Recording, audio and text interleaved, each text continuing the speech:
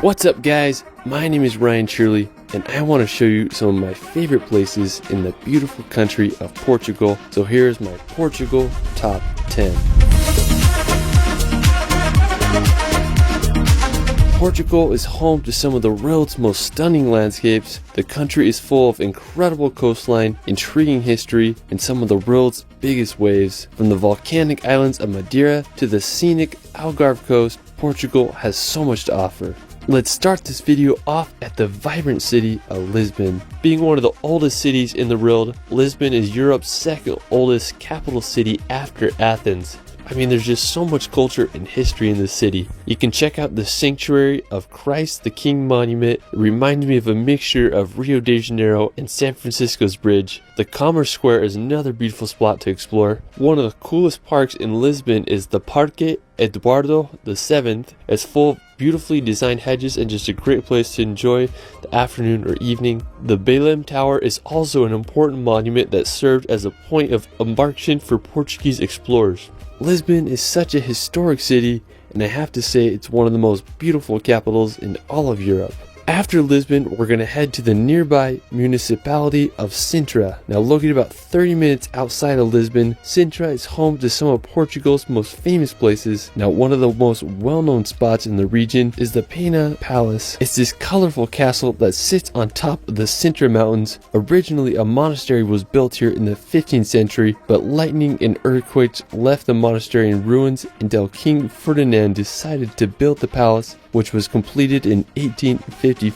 Today it stands as one of the 7 wonders of Portugal. Now right next to the Pena Palace are the castles of the Moors. It's a stunningly well-preserved medieval castle that was built all the way back in the 9th centuries. If you visit, you can walk the castle walls and get a little taste of what it must have felt like to live in Portugal during medieval times. Another historical nearby place is Quinta da Regaleira. It's home to the inverted tower, which has a fascinating history regarding the initiation ceremony for Templar Knights. Now from Sintra, you can make the 30-minute drive down to the coast. The coastline here is some of the most picturesque in all of Europe. It's full of jagged cliffs, incredible beaches, and picturesque lighthouses. Now one of my favorites is the lighthouse of Cape Roca. It offers an incredible view of the Atlantic Ocean. Now regarding beaches, I have to say one of the most scenic is Ursa Beach. It's right next to Cape Roca, and there's this really uniquely shaped pointy rocks that remind me of a wizard's hat. I mean, what a stunning coastline. Another really beautiful place right up the coast is Azenas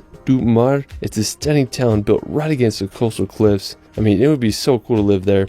After Sintra and the coast, we're going to head out to the Atlantic Ocean to visit the island of Madeira. Located off the northwestern coast of Africa, Madeira is a volcanic archipelago of 4 islands. Now special thanks to my good friend Ellis Van Jason for providing his footage. He's one of the best FPV pilots in the world, and he made a mind-blowing video of Madeira. You'll feel like you're soaring over the island. I'll link it in the description below. Now the island was claimed by Portugal in 1419. Madeira is known for its idle climate and stunning coastline. I have to say that one of my favorite parts of Madeira is its mountains. They are so jagged and have a stunningly colorful combination. Ellis shows off the ridges from a completely new perspective with his incredible piloting skills. I mean, just unbelievable. If you want to visit the mountains, you can go to Pico do Arriero. It's just a 30-minute drive from Funchal. You'll be able to hike around and get stunning 360 views of the whole island. Now the weather on top can be quite unpredictable. You might get lucky and be right above the clouds. If you're not into mountains, the coastline offers just as much beauty.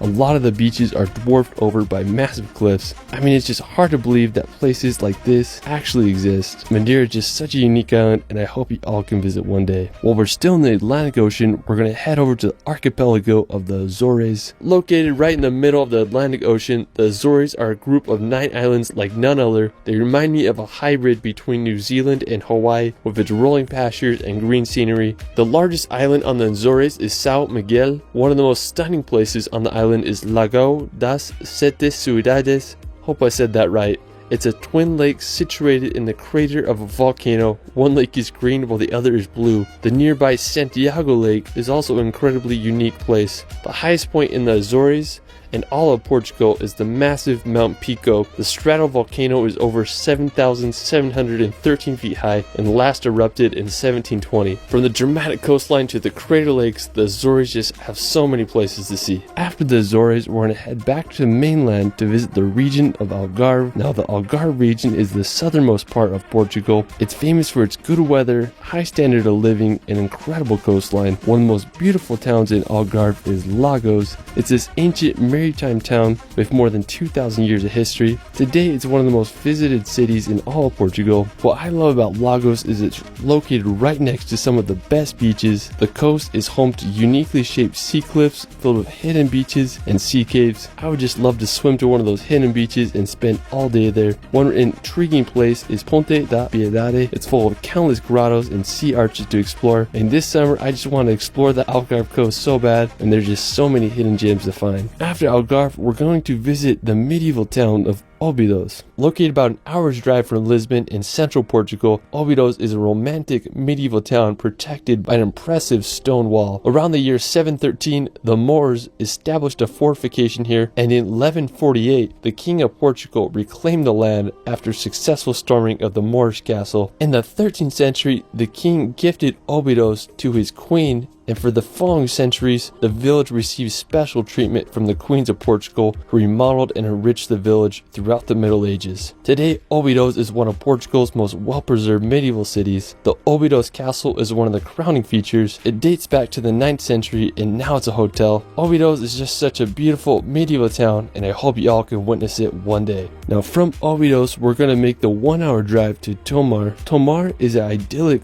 Portuguese city full of history. It's also known as the last town commissioned for construction by the Templar Knights. Now, the crowning feature of the city is the Convent of Christ, and it's this massive monastery and castle surrounded by medieval walls. It was completed in the 12th century by the Templar Knights. Now, the monastery was integral for defending the Christian kingdom against the Moors. I'm just blown away by how big it is. The stone wall that surrounds the castle must have took ages to construct. Another fascinating medieval place to visit is the Castle Algarve, located about a 50-minute drive from Tomar. Constructed in the 12th century, this castle was built to create a line of defense against the Arabs. Throughout the years, the castle started to lose its military importance, and it was damaged extensively by French invasions. Today, the castle has been restored, and I just love how it's integrated with the city. I mean, there's just houses all around it. It'd be pretty cool to live next to the castle, if you ask me. After exploring the Castle Algarve, we're going to head 2 hours up the coast to the beautiful city of Porto.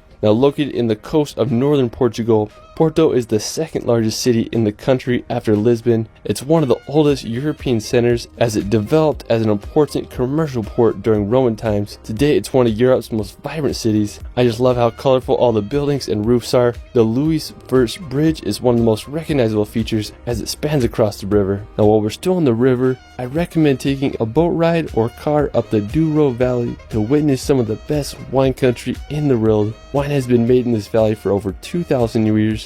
The region is full of endless terraced vineyards that line the powerful Douro River. I mean, what a beautiful spot, especially if you're into drinking wine. Alright, after exploring Porto and the Douro Valley, we're going to head back to the coast to visit possibly the most gnarly piece of coastline in the world, Nazaré. Now, located just a 90-minute drive from Lisbon, Nazaré is a historical coastal town that is famous for being home to the biggest surfable waves on the planet. Every winter season, the waves can reach over 100 feet high. Now, the best place to see the waves is the 16th century fort of St. Michael the Archangel. It's located right on the cliff. I'm surprised it hasn't collapsed into the ocean after being battered by wave after wave for so many centuries. Alright, well, that is it for my Portugal top 10. Let me know where your favorite place in Portugal is in the comments below. I also started a relaxation channel where I post hour-long films with calming music to bring some peace and nature in your life. Me and Ellis released a relaxation video of Madeira that you have to check out. You can find me on TikTok and Instagram at shirley.films. It's Ryan, and we will see you later.